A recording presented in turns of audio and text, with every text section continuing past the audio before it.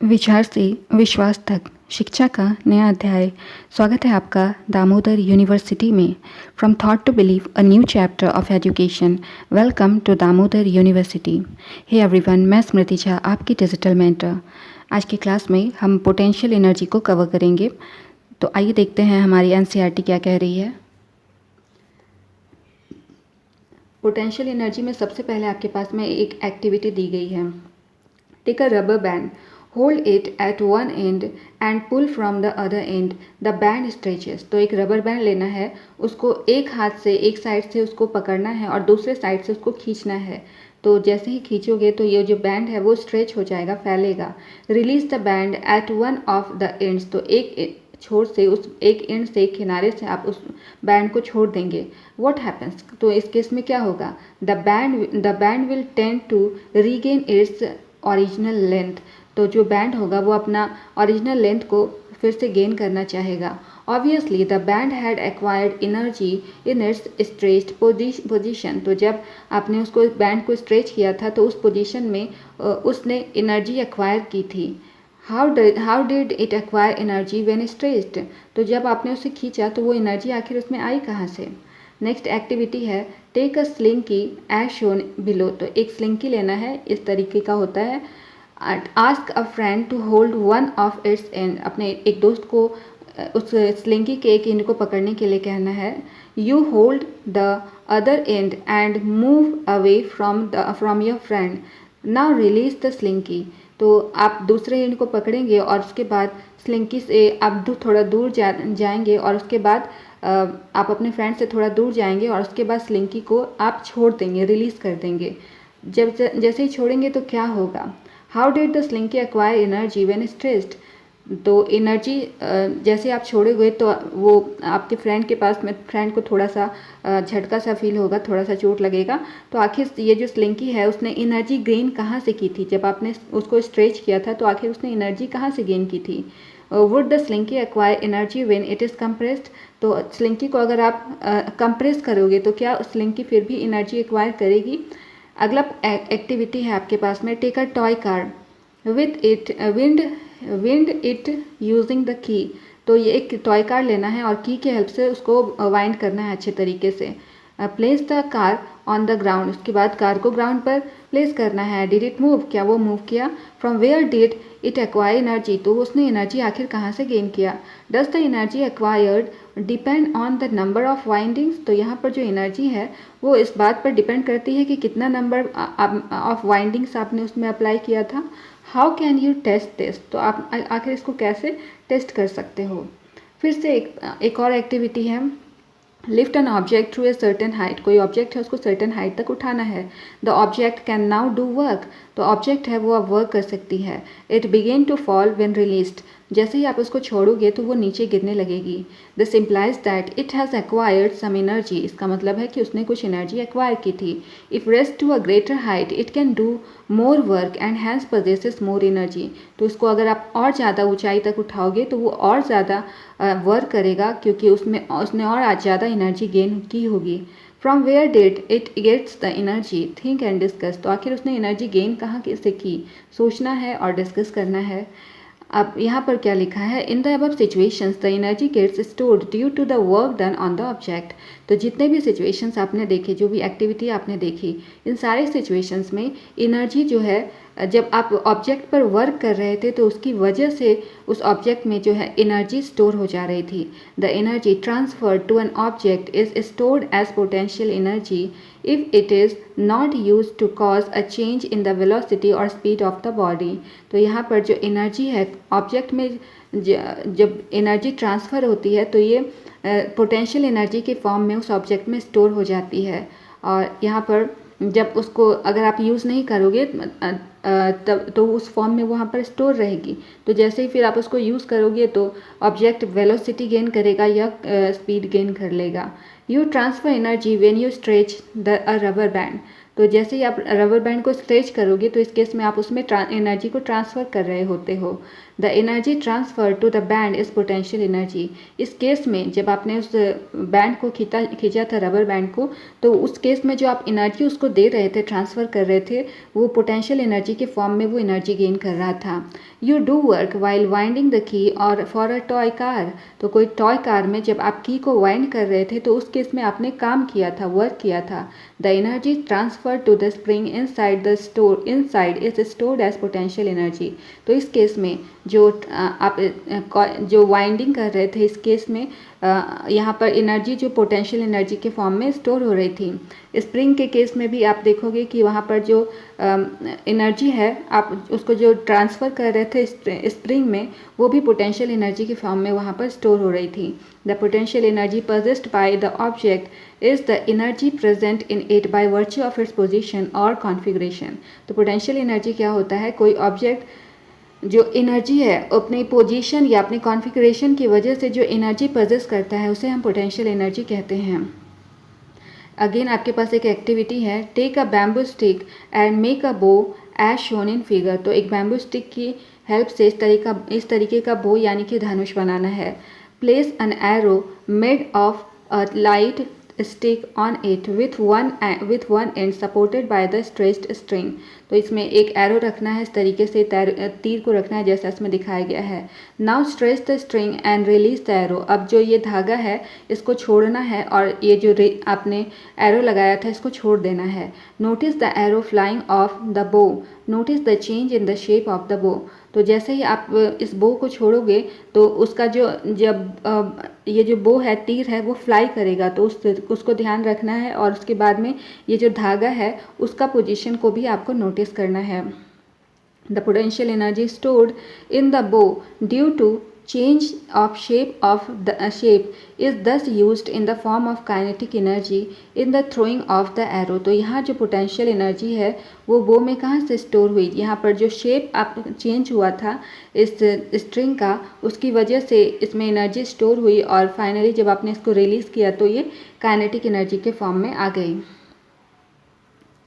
Now potential energy of an object at a height. कोई object अगर height पर है तो इस केस में उसकी पोटेंशियल एनर्जी क्या होगी? An object increases it's height when raised through a height. तो कोई भी ऑब्जेक्ट है उसको जब एक ऊंचाई तक आप लेकर के जाते हो तो उसकी एनर्जी जो है वो बढ़ जाती है। This is because work is done on it against gravity while it is being raised. तो जब आप ऐसा इसलिए होता है क्योंकि जब आप उस ऑब्जेक्ट को उठा रहे होते हो तो यहाँ पर ग्रेविटी के अगेंस्ट उस पर वर्क हो रहा होता है।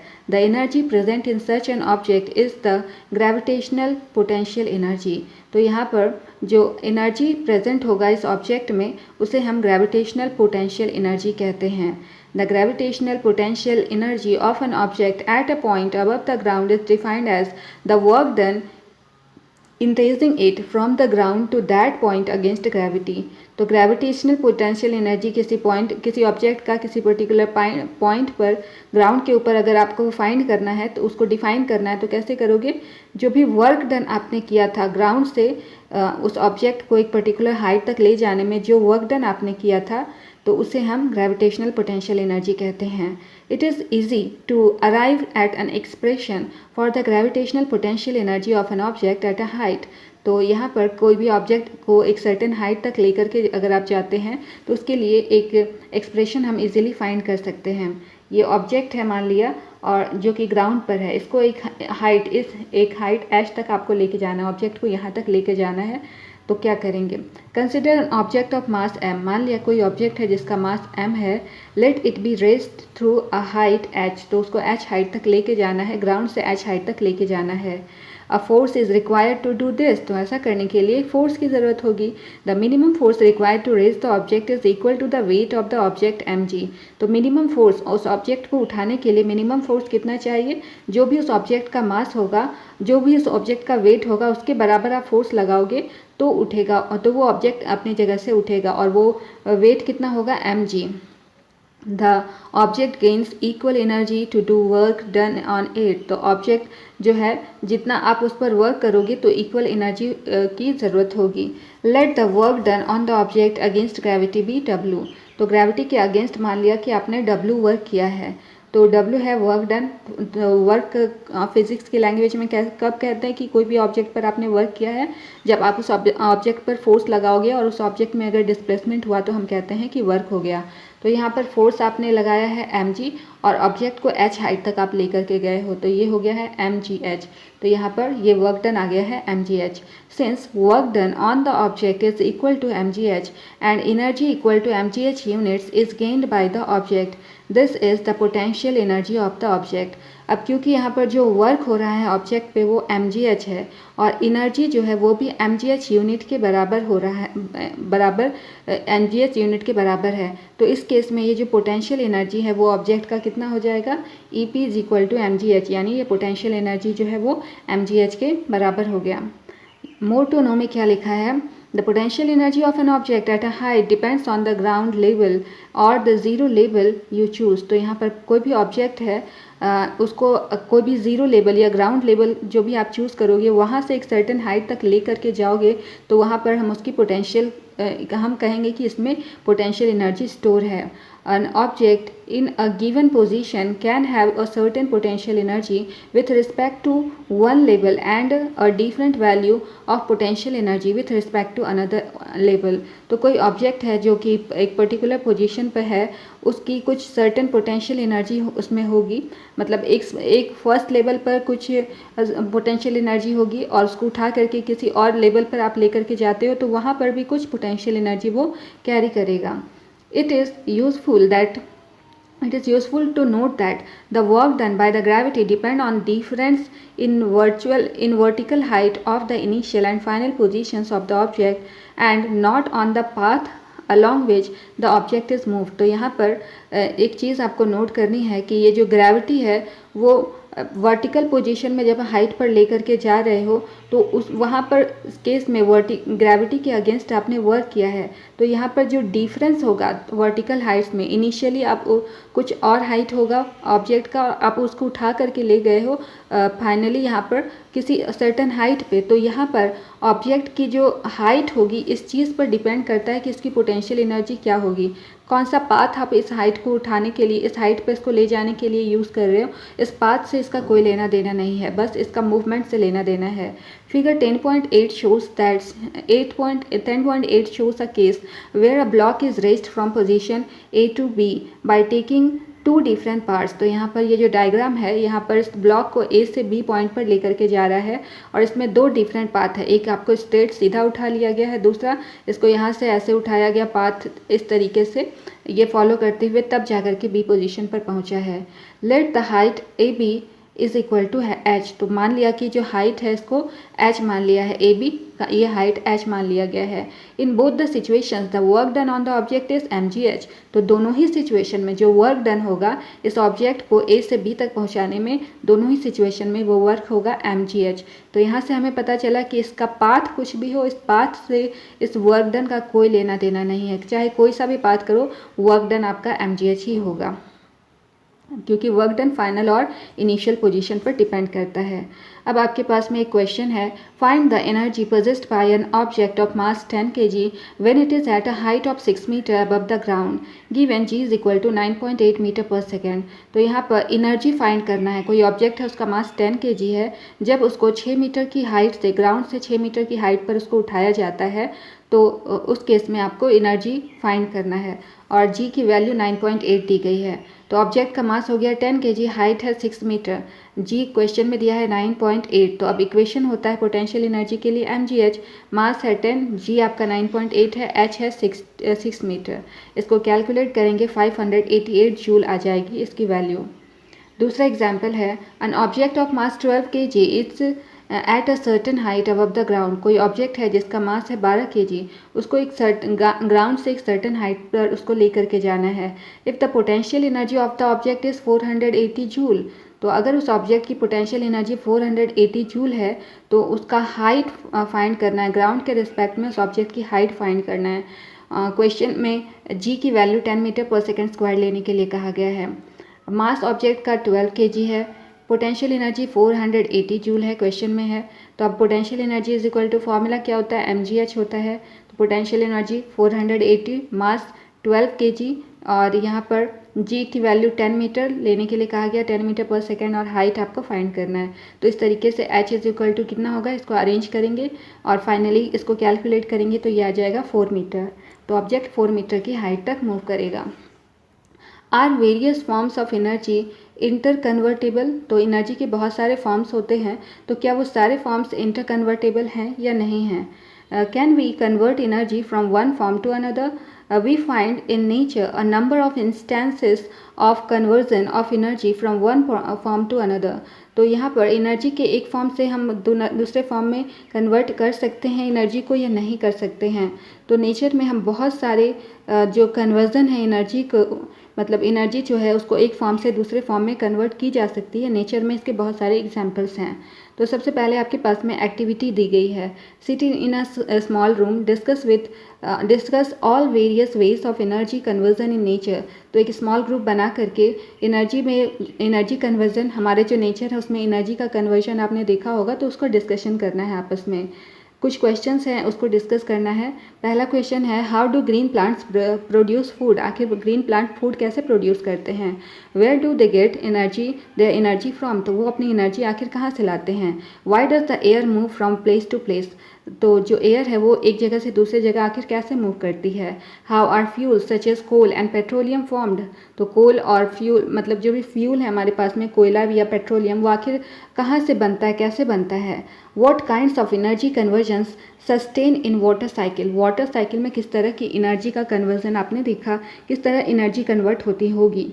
अगली एक्टिविटी है, many of the human activities and the gadgets we use involve conversion of energy from one form to another। तो यहाँ पर जो बहुत सारी ह्यूमन एक्टिविटीज़ हम करते हैं, बहुत सारे गैजेट्स हैं, इन सब में एनर्जी का कन्वर्जन हो रहा होता है। Make a list of such activities and gadgets. तो ऐसे कुछ गैजेट्स हैं, कुछ एक्टिविटीज़ हैं, उनकी लिस्ट बनानी है। आइडेंटिफाई इन ईच एक्टिविटी और gadget the kind of energy conversion that takes place. तो यहाँ पर मतलब इस गैजेट में किस तरीके का कन्वर्जन हो रहा है, किस तरीके का काइनेटिक एनर्जी से कन्वर्जन हो रहा है या पोटेंशियल एनर्जी से कैसा कन्वर्जन हो रहा है, उसको आइडेंटिफाई करना है।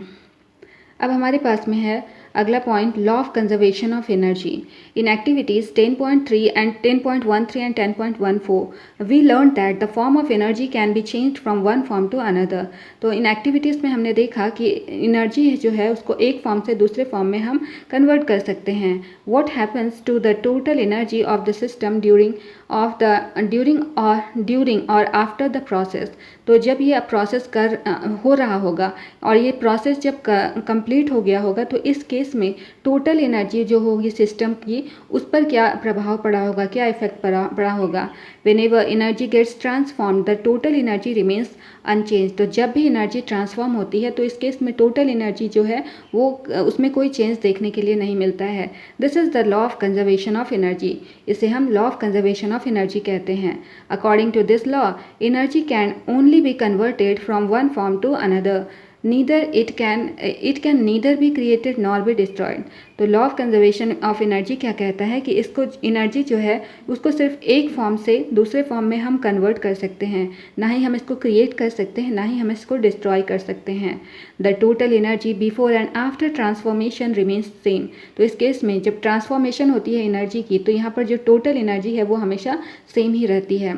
The law of conservation of energy is valid in all situations and all kinds of transformations. तो जितने भी तरह के ट्रांसफॉर्मेशंस होते हैं वहाँ पर ये जो law of conservation of energy है वो हर सिचुएशन में ये वैलिड होती है। Consider a simple example. Let an object of mass m be made to fall freely from a height h। तो यहाँ पर एक सिंपल एग्जाम्पल दिया गया है जिसमें कि कोई ऑब्जेक्ट है जिसका मास m है, उसको हाइट h से उसको फ्रीली फॉल करने के लिए छोड़ दिया गया है। At the start the potential energy is mgh and kinetic energy is zero. तो शुरुआत में उसकी पोटेंशियल एनर्जी mgh थी और उसकी काइनेटिक एनर्जी जीरो थी। Why is the kinetic energy zero? इस केस में उसकी काइनेटिक एनर्जी आखिर जीरो क्यों थी? It is zero because its velocity is zero. क्योंकि ये ज़ीरो इसलिए थी क्योंकि उस टाइम पर उसकी वेलोसिटी जो थी वो ज़ीरो थी। The total energy of the object is दस mgs। तो इस ऑब्जेक्ट की टोटल एनर्जी इस केस में क्या थी? mgs। As it falls its potential energy will change to kinetic energy. तो कोई भी ऑब्जेक्ट जब फॉल करती है तो उस केस में उसकी पोटेंशियल एनर्जी काइनेटिक एनर्जी में चेंज हो जाती है। If v is the velocity of the object at a given instant the kinetic energy would be half mv²। तो अगर v जो है उस ऑब्जेक्ट की किसी पर्टिकुलर इंस्टेंट पर v वेलोसिटी है, तो इस केस में काइनेटिक एनर्जी कितनी हो जाएगी, हाफ mv² हो जाएगी। As the fall of the object continues, the potential energy would decreases while the kinetic energy would increases। तो वो जो ऑब्जेक्ट है वो कॉन्टीन्यूसली डाउनवर्ड डायरेक्शन में फॉल हो रहा था, तो इस केस में उसकी जो पोटेंशियल एनर्जी होगी वो डिक्रीज हो जाएगी, और क्योंकि ऑब्जेक्ट फॉल कर रहा है तो उसकी जो काइनेटिक एनर्जी है वो बढ़ जाएगी। When the object is about to reach the ground, h is equal to 0 and v will be the highest। तो जब वो ऑब्जेक्ट ग्राउंड पर पहुंचने वाला होगा यानी कि h 0 हो जाएगा, तो इस केस में जो v होगा यानी पोटेंशियल जो हमारा फाइनल वेलोसिटी है वो हाईएस्ट पॉइंट पर होगा। Therefore the kinetic energy would be the largest and potential energy will be least। तो इस केस में काइनेटिक एनर्जी जो है उसकी वैल्यू ज़्यादा हो जाएगी और पोटेंशियल एनर्जी बहुत कम होगी। However, the sum of the potential energy and kinetic energy of the object would be the same at all points। तो वहीं पर काइनेटिक एनर्जी और पोटेंशियल एनर्जी का सम अगर आप निकालोगे तो हर जगह पर वो सम इक्वल देखने के लिए मिलेगा। That is potential energy plus kinetic energy is equal to constant. तो इस तरीके से बताया गया है कि पोटेंशियल एनर्जी और काइनेटिक एनर्जी का सम कांस्टेंट होता है। पोटेंशियल एनर्जी की वैल्यू mgh है और काइनेटिक एनर्जी की वैल्यू हाफ mv² है। इन दोनों का सम आपका कांस्टेंट हो गया। The sum of kinetic energy and potential energy of an object is its total mechanical energy. तो कोई भी ऑब्जेक्ट है उसमें काइनेटिक एनर्जी और पोटेंशियल एनर्जी का जब सम हम निकालते हैं तो ये हमारा टोटल मैकेनिकल एनर्जी के बराबर आ जाता है।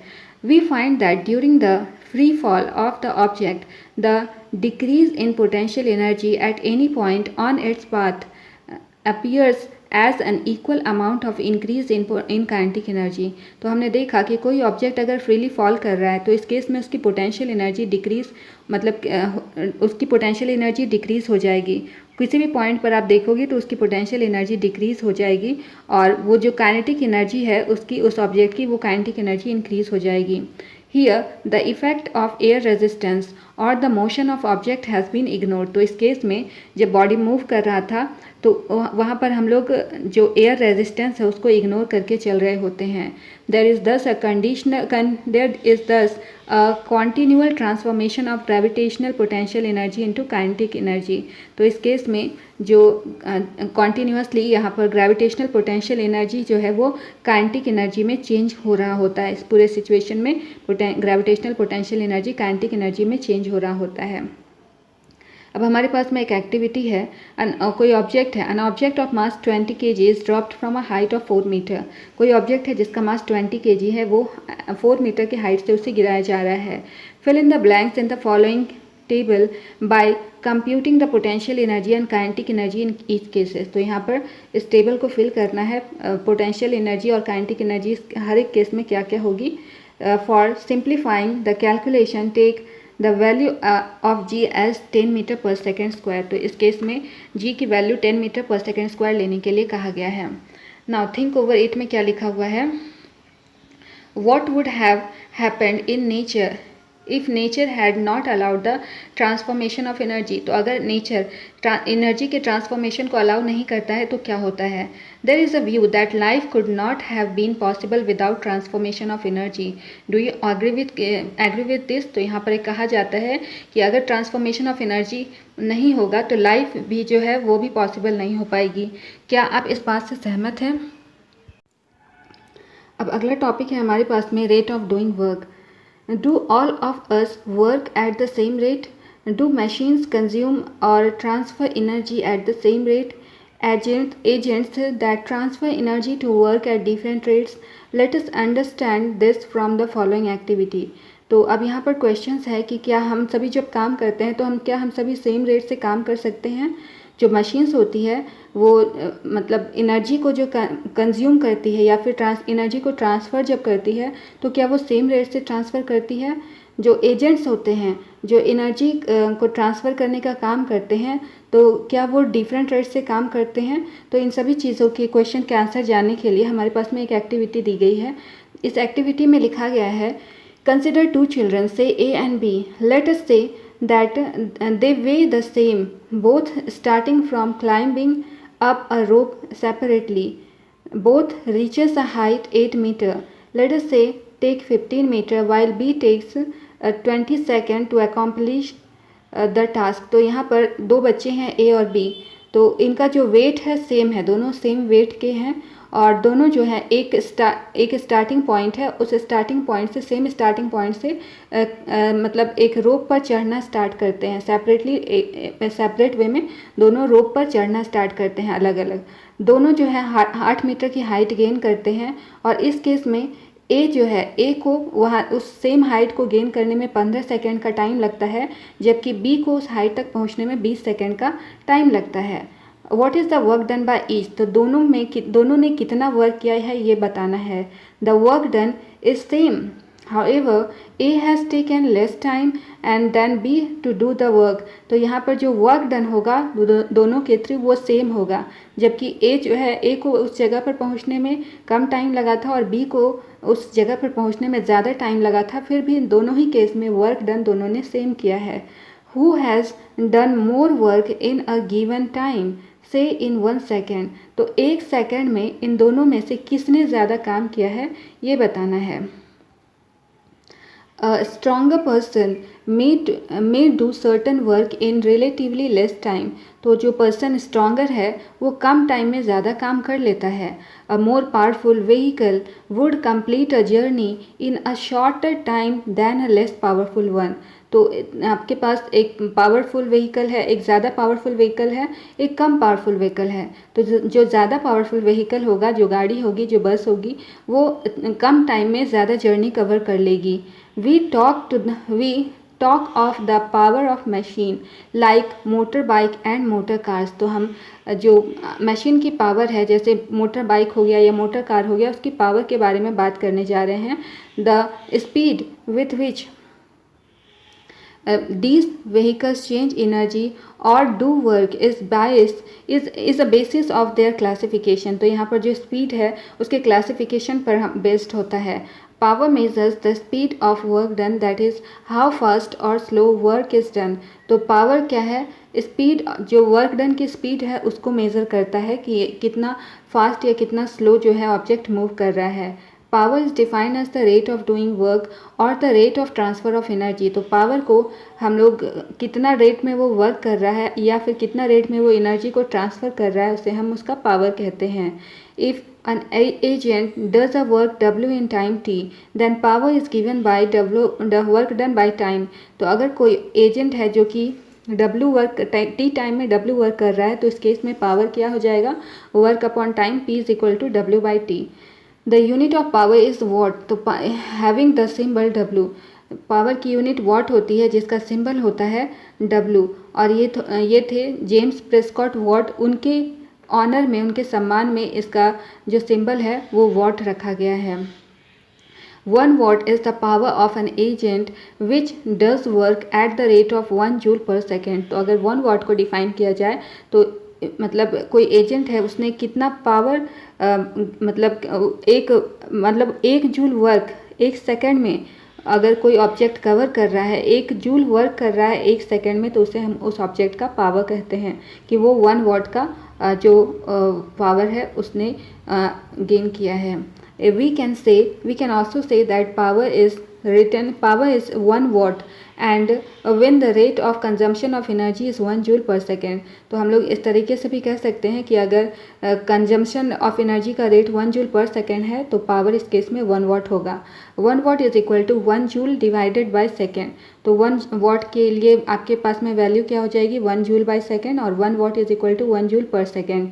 We express larger rates of energy transfer in kilowatts, तो लार्जर यूनिट वाट हमारे पास में जो क्या होता है पावर का, किलोवाट, तो 1 किलोवाट इज इक्वल टू 1000 वाट होता है, और इसे हम 1 kW भी लिख सकते हैं, और इसके लिए 1000 वाट के लिए हम लोग W लिखते हैं। फिर 1 किलोवाट को अगर जूल पर सेकेंड में हम लोग फाइंड करना चाहें तो 1 kilowatt is equal to 1000 joule per second हम लोग लिख सकते हैं। The power of an agent may vary with time, तो कोई भी एजेंट है उसका पावर टाइम के साथ में वेरी हो सकता है। This means that the agent may be doing work at different rates at different interval of time, तो इसका मतलब ये होता है कि जो एजेंट है वो डिफरेंट रेट्स से डिफरेंट इंटरवल ऑफ टाइम में वर्क कर रहा होता है। Therefore the concept of average power is useful, तो इस वजह से जो एवरेज पावर है इसका कंसेप्ट हम लोग यूज़ कर सकते हैं। We obtain average power by dividing the total energy consumed by the total time taken, तो अगर हम एवरेज पावर फाइंड करना चाहते हैं तो उसने टोटल कितना एनर्जी कंज्यूम किया था उसको टोटल टाइम से डिवाइड कर देंगे तो एवरेज पावर हम फाइंड कर सकते हैं।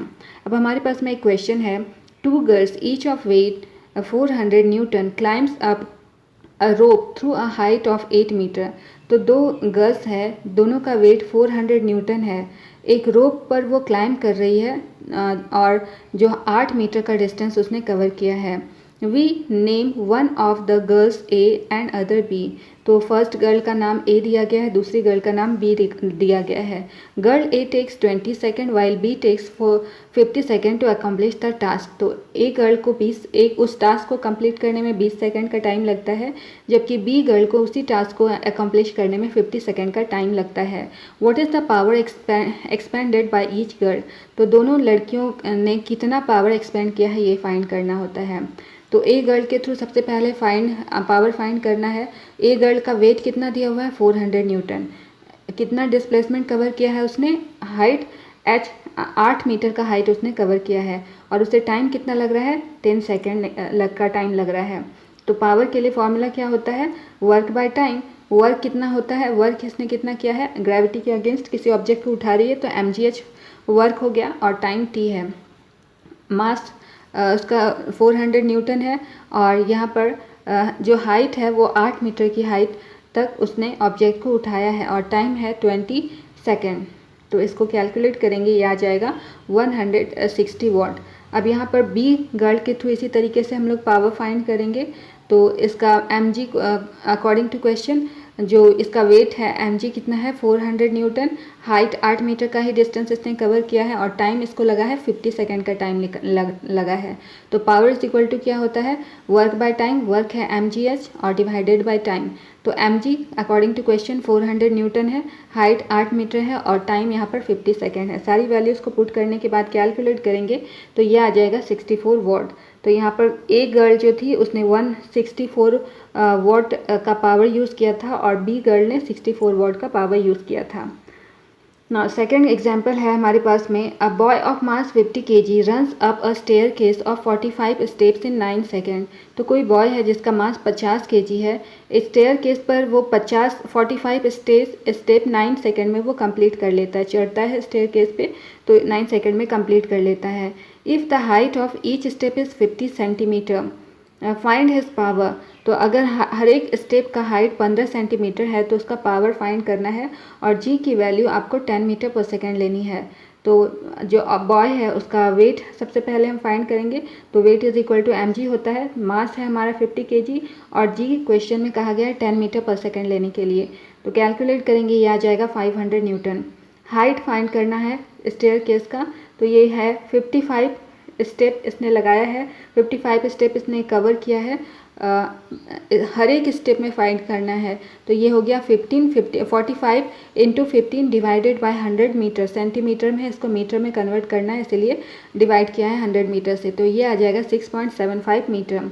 टाइम 9 सेकेंड का टाइम इसने चढ़ने में लगाया है तो ये है टाइम 9 सेकेंड। अब इक्वेशन पे हम लोग सिर्फ वैल्यूज़ को पुट करेंगे, power is equal to work by time होता है, mg है 500 न्यूटन, h हमने फाइंड किया है 6.75 और टाइम हो गया है 9 सेकेंड। कैलकुलेट करेंगे, ये आ जाएगा पावर आपका हो जाएगा 375 वॉट। अब हमारे पास में कुछ क्वेश्चंस हैं, इनको देखते हैं। इससे पहले ये एक्टिविटी भी देख लेते हैं।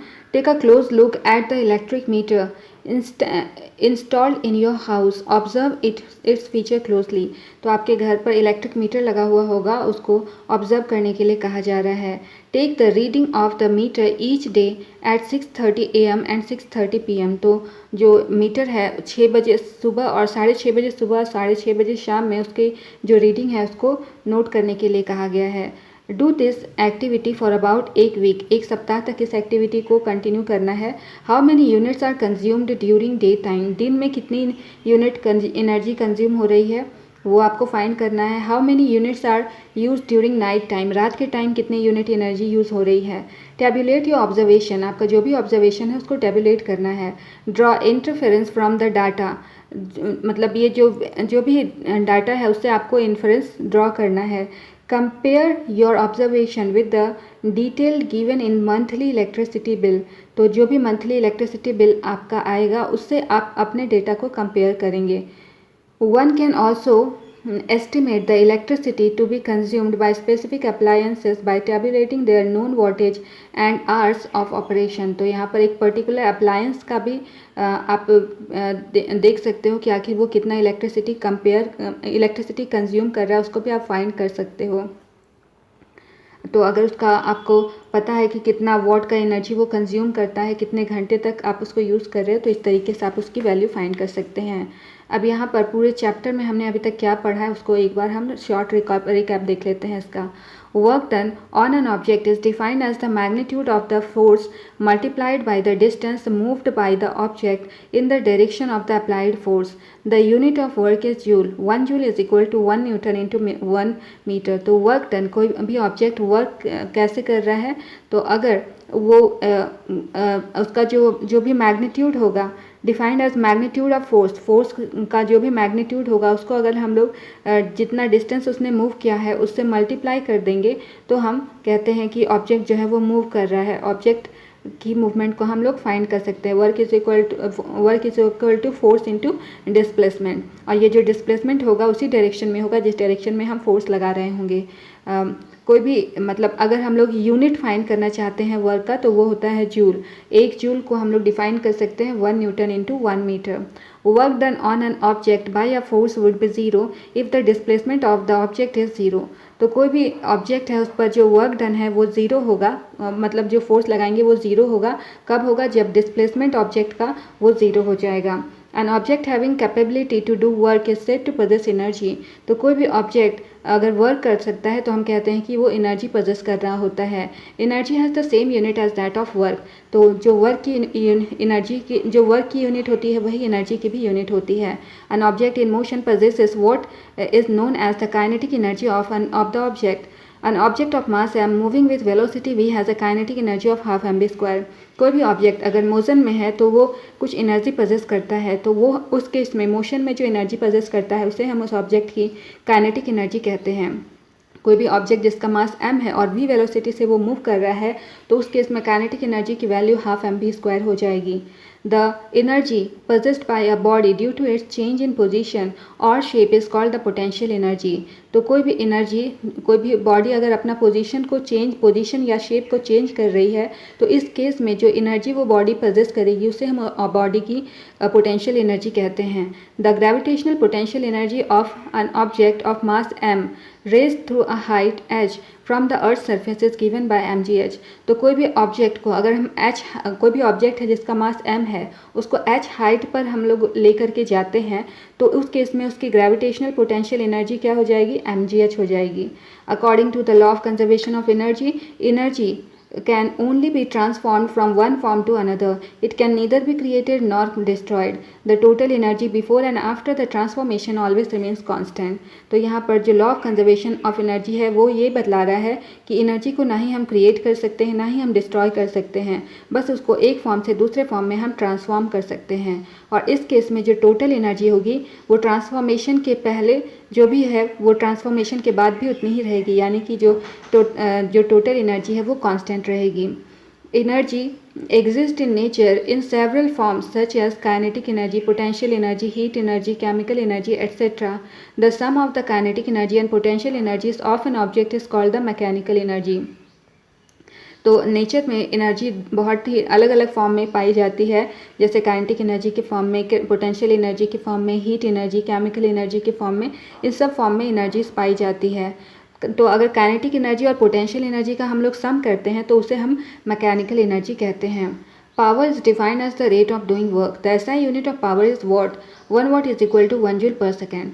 तो कोई भी ऑब्जेक्ट है वो कितना काम कर सकती है, किस रेट से काम कर सकती है, उसे हम उस ऑब्जेक्ट का पावर कहते हैं। पावर का ऐसा यूनिट वॉट होता है और 1 वॉट को हम कैसे डिफाइन कर सकते हैं, 1 watt is equal to 1 joule per second होता है। अब हमारे पास में जो क्वेश्चंस हैं, इन टेक्स्ट क्वेश्चंस, उनको देखते हैं। फर्स्ट क्वेश्चन है what is power. Power is the rate of doing work और the rate of transfer of energy. तो पावर क्या होता है, मतलब किस रेट से आप वर्क कर रहे हैं या फिर किस रेट से एनर्जी का ट्रांसफ़र आप कर रहे हैं, उसे हम पावर कहते हैं। If W is the amount of work done in time T then power is given by the expression. तो अगर कोई ऑब्जेक्ट है, वो W वर्क T टाइम में वो कंप्लीट कर रही है, तो इस केस में पावर के लिए फॉर्मूला हो जाएगा वर्क अपॉन टाइम या फिर एनर्जी अपॉन टाइम। तो power is equal to W/T हम लोग लिख सकते हैं और इसे हम, इसका जो ऐसा यूनिट है वो वॉट होता है। नेक्स्ट क्वेश्चन है define 1 what of power. 1 what क्या होता है, तो 1 वॉट हम लोग यहाँ से ही फाइंड कर सकते हैं कि कोई भी ऑब्जेक्ट अगर जो वर्क कर रही है, 1 जूल का वर्क 1 सेकेंड में कंप्लीट कर रही है, तो हम कहते हैं कि उसने 1 वॉट पावर का वर्क किया। तो 1 joule is equal 1 watt is equal to 1 joule divided by 1 second. तो यही यहाँ पर लिखा हुआ है 1 watt is equal to 1 joule divided by 1 second. A body is said to have power of 1 watt if it does work at the rate of 1 joule in 1 second, that is 1 watt is equal to 1 joule divided by 1 second. Third question है अ lamp consumes 1000 joule of electrical energy in 10 second, what is it's power. तो कोई lamp है, वो 1000 joule electrical energy को 10 second में consume कर रही है, तो वो कितना पावर कंज्यूम कर रही है ये बताना है। तो पावर के लिए फॉर्मूला क्या होता है, वर्क बाय टाइम। तो वर्क हम लोग यहाँ से फाइंड करेंगे, तो एनर्जी जो लैम्प के थ्रू कंजम्पशन हो रहा है वो कितना हो रहा है, 1000 जूल का एनर्जी वो कंज्यूम कर रही है। तो वर्क जो होगा एनर्जी के बराबर है और एनर्जी क्वेश्चन में दिया हुआ है 1000 जूल। तो पावर इज इक्वल टू क्या हो जाएगा, वर्क अपॉन टाइम या फिर एनर्जी अपॉन टाइम हम लोग लिख सकते हैं। तो ये हो गया 1000 डिवाइडेड बाय 10 सेकेंड, तो ये आ गया है 100 जूल पर सेकेंड और इसे हम 100 वॉट लिख सकते हैं। तो यहाँ पर 100 वॉट का पावर कंज्यूम हुआ है। नेक्स्ट क्वेश्चन है define average power. Average power क्या होता है, a body can do different amount of work in different interval of time. तो यहाँ पर कोई भी ऑब्जेक्ट है, कोई भी बॉडी है, वो डिफरेंट इंटरवल ऑफ टाइम में डिफरेंट वर्क कर सकती है। Hence it is better to find average power, इसीलिए एवरेज पावर को फाइंड हम कर सकते हैं। Average power is obtained by dividing the total amount of work done in total time taken to do this work. तो average power हम लोग कैसे फाइंड कर सकते हैं, जितना टोटल अमाउंट ऑफ वर्क उसने टोटल टाइम मतलब टोटल टाइम जो भी दिया होगा उस टाइम में उसने कितना टोटल वर्क किया है, उसे हम उसके एवरेज पावर उस ऑब्जेक्ट का एवरेज पावर कहते हैं। तो average power is equal to क्या हो गया, total work done divided by total time taken. ये हमारा इस क्वेश्चन का आंसर हो गया। तो इसी के साथ आज की हमारी ये क्लास समाप्त होती है। मिलते हैं अगले क्लास में। अगर कोई भी डाउट हो तो आप हमारे DU के कमेंट सेक्शन में अपना सवाल ज़रूर पूछें। मैं हर एक लर्नर को रिप्लाई देने की कोशिश करूँगी। Okay then, keep learning, keep growing only at DU। See you soon in the next class. Thank you, bye bye.